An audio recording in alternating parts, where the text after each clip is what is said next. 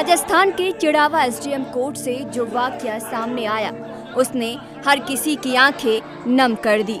दरअसल राजस्थान के एक पति पत्नी के बीच दहेज प्रताड़ना को लेकर विवाद चल रहा था और ये विवाद इस तरह से आगे बढ़ गया कि उनके 6 साल के बेटे की कस्टडी को लेकर भी एसडीएम कोर्ट में सवाल जवाब उठने लगे, जिसके बाद कोर्ट ने बेटे को मां के साथ जाने के लिए कह दिया। कोर्ट के इस फैसले के बाद पिता और बेटा दोनों ही फफक कर रोने लगा।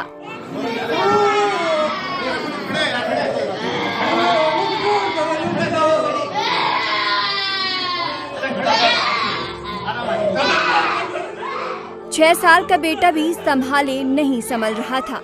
दोनों एक दूसरे के गले लगकर खूब रो रहे थे, जिसके बाद पिता वहीं बेहोश हो गया।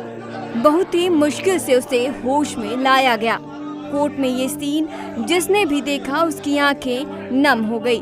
बेटा पिता के गले से लगकर बस यही रट लगाए हुए था, मुझे पापा से अलग मत करो, मुझे पापा के साथ ही रहना है। मेरे बच्चे के इन्होंने सर्च वारंट जारी करवा रखे थे।